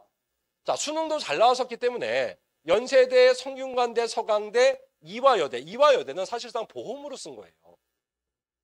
그런데 최저가 성대 영어 3등급 때문에 역시 못 맞추고 아까 제가 처음에 그 말씀 드렸죠. 작년에는 성균관대가 영어 2등급이 필수였어서 못 맞춘 아이들이 많다고. 근데 올해는 사라집니다. 그래서 다 떨어지고 서강대는 논술을 못 봐서 떨어지고 이화여대 행정학과를 논술로 붙어서 보험으로 마지막에 한 장 쓴 것이 오히려 효자가 된 그런 친구라고 할 수가 있습니다. 자, 그다음에 경희대를 붙은 친구는 내신이 2.8등급. 역시 내신으로 갈 수 있는 대학이 하위권 대학이다, 중하위권 대학이다 보니까 아예 학종 포기하고 수능과 논술로 방향을 잡아서 열심히 했는데 수능 점수 보세요. 진짜 눈물 날 것 같아요. 국어 4등급, 수학 4등급, 영어 2등급, 탐구 하나 3등급, 하나 4등급. 학교 보시면 아시겠지만 상위권 대학만 썼어요. 왜냐하면 수능에 대한 자신감이 아주 뛰어났던 거죠. 하지만 역시 수능날 멘탈 나가면서 4등급 국어하고 수학 동시에 망해버리고 최저 못 맞춰서 다 떨어지고 최저 맞춘 경희대 지리학과만 하나 붙은 사실 경희대도 혹시나 하는 마음에 2기합 5등급 최저 가장 낮은 대학에 원서 하나 쓴 것이 주요했다라고 볼 수가 있습니다. 자, 이 친구는 외대를 합격했는데요. 얘도 비슷해요. 수능을 잘 봤던 친구인데 마지막 날 망해서 이 친구도 문자를 이렇게 보냈어요. 사실 성적표 받고 2합4만 맞춰서 외대 빼고 다 떨어졌거든요. 그래도 외대를 붙어서 다행이에요. 그래서 외대를 합격한 이러한 친구입니다. 자, 이 친구는 수능도 별로 안 좋고 내신도 별로 안 좋지만 우리 그런 친구도 있잖아요. 열심히 하는 것에 비례해서 점수가 나오는 게 아닌 친구. 진짜 열심히 했거든요. 쟤를 보면 그 아이 공부하는 걸 보면 어쩜 저렇게 열심히 공부하는데 어쩜 저렇게 점수는 안 나오지? 막 이렇게 안타까운 마음이 들던 친구예요. 그런데 이 친구는 논술로 2군데를 붙었고 덕성여대와 가톨릭대를 붙었고 숙명여대를 예비를 받았던 친구. 근데 예비가 16번이라서 아쉽게도 숙대는 뭐 예비 16번까지는 돌지 않아서 떨어지고 덕성여대를 진학한 친구인데 자, 어느 정도의 점수대였는가 한번 보겠습니다. 자, 먼저 외대를 붙은 친구는 내신이 4.5등급이라서 뭐 애시당초 그냥 수능과 논술 이렇게 이제 잡고 공부했던 친구인데 역대급으로 안 좋은 점수가 나왔어요. 역시 국어하고 수학에서 망하고 영어 2등급, 그다음에 탐구 하나 1등급, 탐구 하나 3등급으로 영어와 탐구에서 외대 최저를 맞췄어요. 대학 쓴 거 보시면 아시겠지만 연세대, 성균관대, 서강대, 이화여대, 중앙대. 수능이 9월 모의고사까지 잘 나오니까 상위권 대학만 원서를 썼는데 최저 하나도 못 맞췄어요. 하지만 외국어대 포르투갈어과 왜 포르투갈어과를 썼냐 하면 이거 보험이잖아요. 어머님들 낮춰서 보험으로 쓸 때 과를 세게 쓰면 안 돼요. 예를 들어 외대를 사례를 한번 들어드리면 외대 경영이나 외대 행정학과, 외대 정치외교학과는 실질 경쟁률이 25대1, 27대1 돼요. 왜냐하면 2기합 4등급인데 외대 중에서도 인기 있는 학과들 있죠. 최저 기준이 아주 높지가 않기 때문에 실질 경쟁률이 높아집니다. 근데 외대에 어문계열, 포르투갈어과나 뭐 베트남어과나 몽골어과, 뭐 아제르바이잔어과 이런 것들은 실질 경쟁률 자체가 5대1이 안 돼요. 그러니까 우리가 혹시라도 수능이 망할 때를 대비해서 보험으로 원서를 쓸 때는 외대 경영을 쓰는 것이 아니라 오히려 어문계열을 써야 이렇게 합격의 가능성을 높일 수가 있어요. 좀 전에 소개했던 몇몇 친구들이 다 비슷하죠? 가장 마지막에 보험으로 쓴 대학에서 합격하는데 그 보험으로 쓰는 대학의 과들이 좋지 않아요. 자, 이 경희대 친구도, 이 친구도 한번 볼까요? 어디 갔죠? 여기 아까 우리 경희대 친구. 이 친구도 나머지는 뭐 국제사무학과, 도시계획, 부동산학과, 행정학과 이런 데 썼는데 경희대는 지리학과로 경쟁률이 낮은 대학을 고른 이유가 바로 여기에 있다라고 볼 수가 있습니다. 이런 것이 바로 논술에서의 전략, 이제 컨설팅이 필요한 이유라고 볼 수가 있습니다. 자, 덕성여대를 간 친구를 보면 이 친구는 내신도 4.8등급, 딱 절반이에요. 그러니까 열심히 하는 것에 비해서 점수가 워낙에 잘 안 나왔던 친구고 수능도 내신과 비슷해요. 수학은 거의 포기고요. 3등급, 5등급, 4등급, 1등급, 3등급. 특이한 것은 국어보다도 영어 점수가 안 나왔던 친구, 언제든지. 그러니까 사실 영어도 포기고 국어하고 탐구에서 최저를 맞추자. 자, 이런 생각을 하면서 공부했던 친구인데 논술로 가장 세게 홍익대부터 해서 이렇게 원서를 썼어요. 숙명여대, 경희대. 근데 이제 일부 여기 못하네요. 5번이 아니라 16번. 복사하면서 잘못 복사했어요. 16번이고요. 그 숙명여대, 성신여대 등등은 떨어지고 덕성여대 글로벌과 가톨릭대를 붙었는데 그럼 가톨릭은 왜 썼냐? 나머지 대학은 다 최저가 있는데 가톨릭 대학은 최저가 없어요. 혹시라도 최저를 못 맞출 것을 대비해서 가톨릭 대학의 원서도 하나 쓴 거죠, 보험으로. 가톨릭 대학은 덕성여대나 혹은 경희대와 논술의 유형이 거의 똑같습니다. 그러니까 가장 그 주되게 준비하는 대학과 그 논술의 유형이 유사한 대학을 보험으로 쓰고 그 대학에서 같이 동시에 합격한 그런 친구라고 할 수가 있습니다. 자, 이 친구는요, 그 내신도 3등급 되고 그 다음에 수능도 딱 그 정도 나왔던 친구예요. 수학은 거의 포기였고요. 그래서 이 친구는 전략을 짜면서 내신을 버리기는 좀 아쉬운데 학종을 쓰는 것은 좀 부담이 되고 오히려 교과가 확실성이 높거든요. 재수는 죽어도 하기 싫다라고 했던 친구라서 교과 전형을 썼어요. 원래 호텔 쪽을 가고 싶었던 친구라서 세종대 호텔 경영학부를 하나 좀 지르고 그 직어국이죠. 지방거점 국립대, 충남대 경영학부를 썼고요. 보통 지방국립대들은 3등급대 초반까지 교과로 붙어요. 그리고 최저학력 기준은 세계 등급합 보통 9등급에서 12등급 정도 돼요. 이 친구는 세계 등급합 맞췄죠? 333이니까 세계 등급합 9등급이죠. 그래서 이제 여기 보험으로 깔고 자, 논술은 수학은 포기하고 국어하고 영어하고 탐구를 통해서 한국 외대, 그다음에 경희대, 숙명여대 2기와 5등급까지 딱 썼던 친구인데 혹시나 하는 마음에 경희대는 1개 3등급 체육학과로 원서를 좀 낮춰서 썼던 친구예요. 결과는요, 최저 맞춰서 충남대 경영학부 붙었고 경희대 체육학과 붙어서 너무너무 좋아합니다. 또 충남대는 당연히 안 갈 거고요. 경희대 체육학과로 진학하는 그러한 친구의 모습입니다. 자, 이 친구는 작년에 제가 가르친 친구 중에서 가장 낮은 내신으로 붙은 친구예요. 재작년에는 6.8등급이 중앙대 경영을 붙었고요. 작년에는 6.3등급의 친구가 그 서강대 경영학과를 논술로 붙었어요. 내신은 되게 안 좋았지만 참고로 이 친구는 일반고 친구입니다. 특목고 친구 아니에요. 재작년에 6.8등급은 여기 명도계고 친구여서 특목고 친구인데 그 친구가 중앙대 경영을 붙었고 이 친구는 일반고 친구인데 6.3인데 그래도 수능이 잘 나왔던 친구예요. 수학은 조금 어려워했지만 국어하고 영어하고 탐구 과목이 안정적으로 1, 2등급이 왔다 갔다 했던 친구라서 성균관대, 서강대, 한양대, 이화여대, 중앙대, 경희대까지 원서를 썼고요. 성균관대 최저를 간신히 맞췄어요. 여기 보면 탐구가 2등급, 3등급이니까 2.5등급이죠.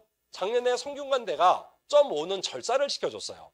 그러니까 국어 2등급, 영어 2등급, 탐구 2등급이 된 셈이라서 최저는 사실상 다 맞췄는데 딴 데는 떨어지고 자, 서강대만 논술로 붙어서 서강대에 진학하는 이제 그런 친구라고 볼 수가 있습니다. 자, 한 명만, 여기까지구나. 자, 이렇게 우리가 이제 합격생들의 데이터를 통해서 내신과 그다음에 수능의 조합, 그리고 특이한 게 있죠. 논술로 합격을 할 때 막 여러 개를 합격하는 친구들 많지 않아요. 보통 많이 붙어야 2개 혹은 3개, 보통은 1개 붙습니다. 왜 그럴까요? 우리 아이가 잘할 수 있는 대학의 문제가 다르기 때문에 그래요. 대학별 고사라고 하는 점을 처음에 말씀을 드렸죠. 대학별 고사이기 때문에 각각의 대학의 문제의 특성과 우리 아이의 강점이 잘 매치가 되어야 돼요. 그래서 우리가 논술을 준비할 때 그 논술은요, 맞춤형으로 준비를 하는 것이 바람직합니다. 또 여기 저거든요. 제가 이것을 그 논술 강사하면서 처음부터 강조하고 늘 수업을 할 때 맞춤형을 중심에 두고 수업하는 합격률이 높은 수업이라고 볼 수가 있습니다. 자, 제가 늘 수업을 하면서 강조점을 두는 것이 이겁니다. 한 명 한 명마다 진단이 다르고 처방이 다르다. 왜? 아이들이 다르니까요. 두 번째, 아이들이 가고 싶어하는 대학이 다르니까요. 사실은 이게 어렵습니다. 왜 어렵냐면 아이들의 그 수능 점수라고 하는 게 3월이 다르고 6월이 다르고 9월이 다르고 그리고 수능이 또 다를 수 있어요. 그러니까 이것도 예측을 하면서 우리가 전략을 짜야 돼요.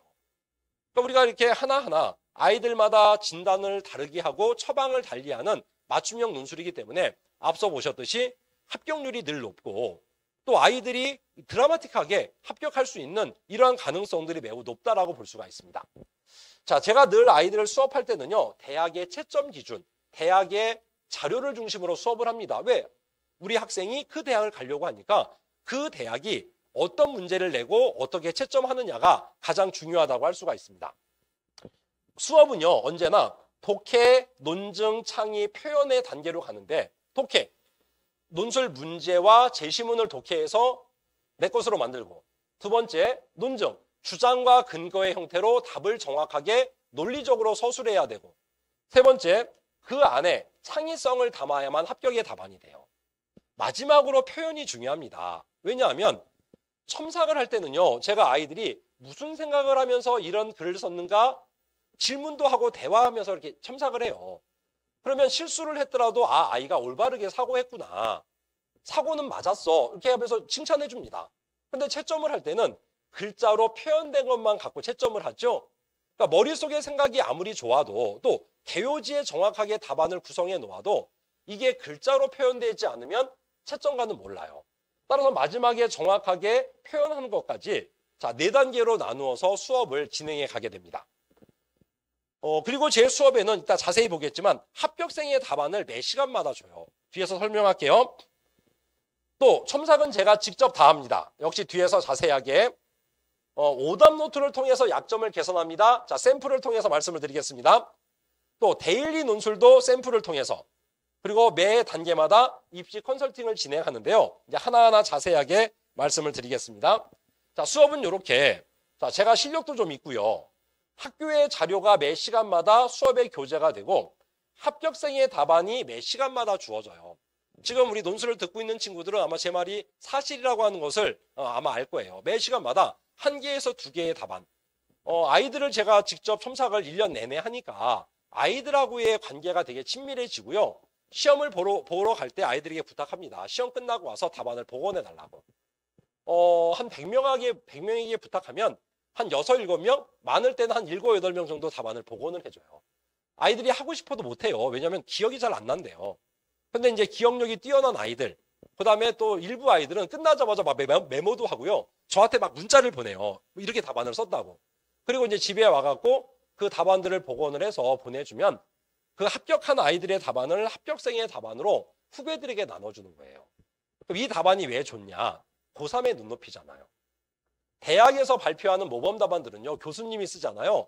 제가 봐도, 야, 고3들이 이걸 쓸까? 이런 느낌의 답안들 많아요.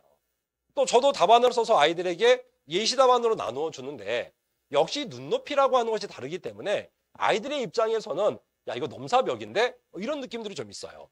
하지만 선배들의 답안은 고3들이 논술을 좀 준비하고 쓴 합격의 답안이니까 한두 가지 허점을 보이더라도 오히려 자신감이 붙는 거죠. 이 정도 실수를 해도 붙을 수가 있구나. 실수를 했지만 어떤 점이 강하니까 합격을 하는구나. 이게 합격의 기준들을 우리가 대학마다 잡아갈 수 있다고 하는 점에서 합격생의 답안이 논술 합격의 중요한 요소다라고 볼 수가 있어요. 매 시간마다 학생들 나눠주고요. 여름방학 때까지, 그러니까 파이널을 제외하고는 제가 매 시간마다 합격생의 답안을 통해서 수업을 합니다. 자, 커리큘럼은요, 이렇게 기초과정, 심화과정, 실전과정, 파이널 과정으로 진행이 되고, 현재 기초과정을 하고 있는데요. 기초과정은 3월 중순까지 하게 됩니다. 3월 한 둘째 주까지 하게 될 것 같아요. 기초과정에서는 앞서 소개해드렸던 8가지 문제의 유형을 이제 하나하나 매 시간마다 한 개씩 학습을 하는데요. 예를 들어 오늘 분류하는 방법을 공부했고요.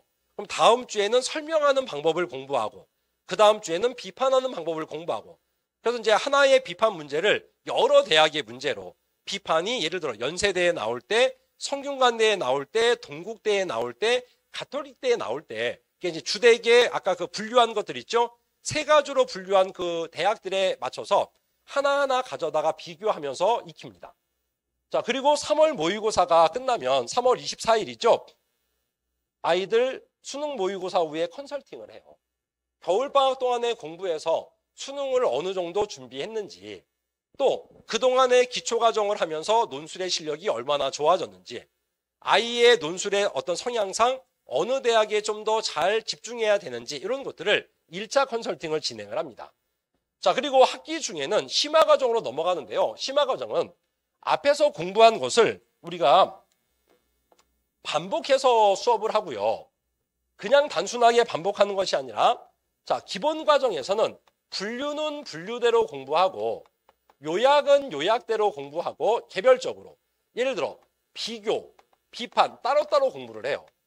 각각의 논리적인 구성, 제시문을 독해할 때 주의해야 할 점, 이런 것들을 공부한다면, 심화 과정은 이 문제들을 이제 연결해요. 예를 들어 비교하고 비판할 때 어떤 질문에 더 중점을 두어야 하고, 또 비교가 어떻게 봉사해야 하는지, 그러니까 비교의 원리도 알고 비판의 원리도 알아야 되지만, 이것이 연결이 될 때 주의해야 될 점들이 필요하겠죠.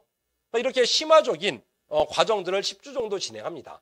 그래서 이제 중간에 학생들이 새롭게 들어오더라도 다시 각각의 문제들을 제가 뭐 개별적인 케어도 하지만 다시 익히고, 심화적인 부분들도 익혀나간다는 점에서 심화 과정이 조금 더 난이도가 있으면서 직접 대학의 문제에 접근하는 그런 과정이라고 할 수가 있어요. 그러면서 논술에 많이 나오는 주제에 대한 학습을 합니다. 주제 학습. 논술은요, 그 사회문화와 생활과 윤리 교과서에 있는 주제들이 논술의 문제로 출제가 되거든요. 그 중에서 가장 많이 출제가 되는 10개의 주제를 뽑아서 매 시간마다 주제에 대한 학습을 하면서 이렇게 복합형 유형들에 대해서 논술 문제를 푸는 방법들을 공부합니다. 그리고 6월 모의고사가 있어요. 그 중간에.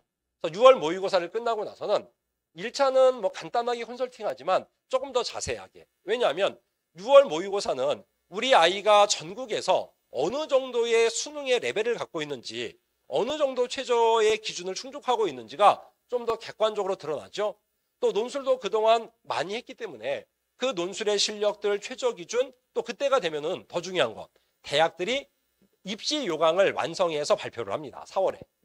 그러면 이제 대학에 모집하는 것의 중요한 특징들, 또 우리 아이의 수능의 성적들, 또 논술의 실력들, 특성들, 이런 것을 종합해서 2차 컨설팅을 이제 진행을 하게 됩니다. 자, 그리고 중간고사, 기말고사 때에는 휴강해요. 아이들 내신 시험이 남아 있으니까 한 3주 정도씩 휴강하면서 내신 시험 잘 보고 돌아올 수 있게끔 유도합니다. 자, 여름방학 때에는 실전 과정으로 넘어가는데요. 매 시간마다 모의 논술고사 봐요. 연세대, 서강대 유형, 그다음에 서강대 유형, 그다음에 중대, 이대 유형으로 나누어서 모의고사 보고, 그것을 해설하는 강의하고 첨삭하고 채점해서 성적들을 다 매기고, 그 성적들을 통해서 9월 모의고사 후에 원서 상담을 진행하게 됩니다. 그러니까 우리 아이가 어느 유형에 좀 더 강점이 있는지를 객관적인 수치로서 평가하고, 제가 이제 아이들 원서 상담할 때는요, 대학뿐만 아니라 추천하는 학과들도 제시를 해줘요. 물론 마지막에 원서를 쓸 때는 학생과 부모님이 의논해서 다 결정하지만, 제가 이제 아이들을 이렇게 지도한 입장에서 볼 때 어떤 과가 유리하다, 앞서 보았듯이 이게 과들이 다 달라지죠. 그래서 어떤 과가 유리하다, 이런 것들까지 안내해서 컨설팅을 진행합니다. 자, 원서를 접수하고 나면 이제 파이널 과정으로 넘어가서 말 그대로 각각의 원서 쓴 대학에 맞추어서 맞춤형 수업들을 진행해 나가게 됩니다. 자, 학생들 상담할 때마다 이렇게 관리를 해요. 아이들이 원래 그 희망하는 대학들도 좀 이렇게 체크를 하고요.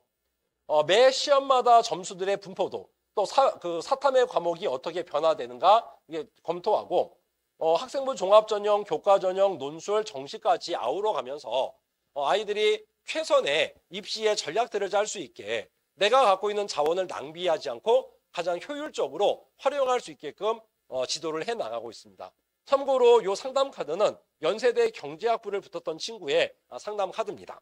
이름은 지웠어요. 자, 첨삭을 제가 직접 다 한다고 했죠.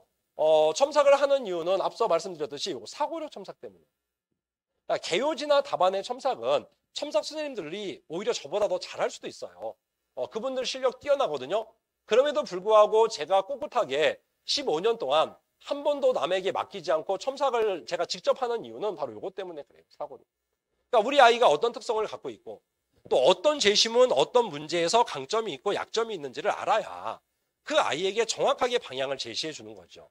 우리 아이가 연세대를 가고 싶은데 실제 연세대 문제들을 잘 풀고 있는지, 연세대에 적합한 능력들을 갖추고 있는지, 우리 아이는 외대를 가고 싶은데 외대가 도표가 꼭 나오거든요. 도표는 잘할 수 있는 친구인지, 혹은 외대의 문제에 적합한 능력이 있는지 이런 것은 제가 직접 첨삭을 해야만 알 수 있는 거죠. 그런 점에서 꿋꿋하게 사고력 첨삭이라고 하는 점을 강조하면서 모두 첨삭을 다 한다라고 하는 점이 제 수업의 특징이고 합격률을 높이는 방법이라고 할 수가 있습니다. 자, 첨삭은 이렇게 진행을 해요. 자, 먼저 원고지의 최초 글쓰기를 하고요. 자, 그리고 제가 꼼꼼하게 대면 첨삭하면서 자세하게 잘한 것들, 틀린 부분들을 이렇게 메모를 해줘요, 아이들에게. 왜 메모되지 않으면은요, 잘 남지 않아요, 머릿속에. 기억은 오래 가지 않으니까. 근데 메모한 걸 보면, 그때 선생님이 이렇게 말씀하셨지, 이제 떠오르게 되는 거죠. 그리고 가장 크게 틀리거나 잘못 쓴 것을 이렇게 오답 노트에 고쳐갖고 오라고 체크를 해줍니다. 원고지 옆에 오답 노트가 이렇게 달려 있어요. 이게 크게 한쪽은 글 쓰는 거, 한쪽은 오답 노트가 딱 붙어 있어요. 또 오답 노트에 아이들이 고쳐갖고 오면 그 다음 주에 다시 한번 첨삭을 합니다. 그래서 이제 그때그때의 실수와 부족한 점을 그때그때 고치고 가도록 하고 이렇게 오답 노트를 고치는 것이 제 수업의 가장 유일한 숙제다라고 볼 수가 있어요. 자, 그리고 글씨체 보시면 제가 첨삭한 거 똑같죠? 그래서 오답 노트를 잘 고치는 친구가 실제 합격률이 높다고 할 수가 있고요. 제가 오늘 깜빡 잊고 바인더를 못 갖고 왔는데 바인더를 아이들에게 나눠줘요. 그래서 이 원고지를 계속 모아가게 합니다. 그리고 언제 보라고 하냐면 6월 모의고사 끝나고 논술 심화 과정 끝나고 실전 과정 넘어갈 때 정확하게 기말고사 끝나고 논술을 다시 시작하는 그 즈음에 오답 노트를 다시 보라고 해요. 그러면 그동안 내가 논술 준비하면서 어떤 실수가 많았고 무엇이 부족했고 이런 것들이 파악이 되죠. 그리고 오답 노트 쓴 거 읽어보면 내가 이런 점은 이제 고쳐줬구나. 근데 여전히 그 문제점으로 남는 것들이 있구나. 이걸 내가 극복을 해야 되겠구나. 이걸 이제 파악하게 하는 거예요. 그리고 여름방학 때부터 이제 다시 그것을 고치는 훈련들을 해나가게 됩니다. 자, 여름방학 때는 이렇게 논술 모의고사를 연대, 성대형, 서강대형, 중대 2대형으로 나누어 시험을 보게 되고요. 자, 원서를 쓰고 나면 아이들을 마지막으로 케어하는 교재인데요. 데일리 논구술이라고 해서 하루에 많이 안 해요. 하루에 15분에서 20분씩 논술을 준비하게끔 유도합니다. 수능이 중요한 시기이기 때문에 수능 준비하면서 약간의 짜투리 시간을 이용해서 준비하게 하는 거죠. 데일리 논구술은 우리 아이가 가장 가고 싶어하는 대학, 가장 합격의 가능성이 높은 대학에서 어떤 점이 부족한가를 체크를 해서 그것을 하루에 15분에서 20분씩 만회해가는, 극복해 나가는 방법이에요. 예를 들어 중앙대를 진짜로 가고 싶은 친구가 있는데 이 친구가 비교가 약해요. 사실 중앙대 비교가 어렵거든요. 왜냐하면 중앙대는 특징이 1번의 비교를 낼 때 비문학 지문을 내는 게 아니라 문학을 내요. 그러니까 비문학에서 차이점을 읽어내는 것은 쉬운데 어렵지 않은데 문학에서 차이점을 읽어내는 건 좀 더 독해가 까다롭거든요. 근데 아이가 중앙대를 가고 싶은데 비교가 약해요. 그러면 하루에 15분에서 20분씩 비교 한 문제씩 꼼꼼하게 푸는 거예요. 실제로 한 15분, 20분밖에 안 걸립니다. 그리고 일주일치를 제가 나눠주고 그 다음 시간에 걷어갖고 제가 숙제 검사를 직접 다 해줘요. 왜? 제가 봐야지만 극복이 되는지를 아니까. 또 이렇게 합격의 방법이라고 제가 감히 합격의 공식이라고 붙인 이유가 데일리 논술을 열심히 한 친구들은 마지막 순간에 자기의 약점들을 극복하려고 노력한 친구들이니까 실제 논술에서 합격하는 비율이 매우 높다. 자, 이렇게 말씀드릴 수가 있습니다. 자, 제가 목동 예섬학원에서는 지금 3반 수업을 하거든요. 토요일 날 그 수업을 하는 순서예요. 토요일 9시가 선행반이고요. 그다음 토요일 1시 30분. 그다음 이거 오타입니다. 화요일이 아니고 수요일이에요. 이거 맨날 못하지. 수요일. 오늘이에요, 오늘. 수요일 날 6시 30분에서 10시 사이에 그 평일반 수업을 진행합니다. 그래서 수업의 순서는 토요일 수업이 먼저고 그다음 수요일 수업이라서 토요일 날 이제 여러 가지 이유로 결석하는 친구들 수요일 날 와서 보강할 수 있게끔 수요일 날 결석할 것 같은 친구들은 미리 이제 토요일 날 와서 수업을 듣게끔 이렇게 유도하고 있습니다. 앞서 말씀드렸듯이 우리 이제 그 3월 둘째 주 정도부터는 심화 과정으로 넘어가게 되고요. 그 전까지 2월에 남은 기간 동안에 그 유형별 학습들 기초 과정 지금 열심히 수업을 진행하고 있습니다. 자, 오늘 설명에 이제 정리하겠습니다. 논술은요, 어떤 면에서는 입시의 희망인 것 같아요. 우리 아이가 열심히 공부했지만 내신이 좀 부족하더라도 혹은 열심히 공부하지만 수능이 좀 부족하더라도 우리 아이가 원하는 대학을 지원하고 도전하고 또 합격할 수 있다라고 하는 점에서 논술은 입시의 희망인 것 같습니다. 하지만 논술도 입시이기 때문에 전략을 잘 짜야 돼요. 앞서 자세하게 말씀을 드렸지만 논술도 그냥 글쓰기구나. 논술은 로또구나. 시험을 보면 운이 좀 붙겠구나. 이게 아니라 우리 아이가 잘할 수 있는 거, 최저는 어디까지 충족할 수 있는지, 우리 아이의 내신으로 극복 가능한 대학은 어딘지, 우리 아이의 논술의 실력은 얼마나 되는지 이런 것들을 꼼꼼하게 체크하면서 전략을 짤 때 논술의 합격률을 높일 수가 있습니다. 자, 그런 점에서 우리 목동에서 박정원 논술이 참 좋습니다. 감사합니다.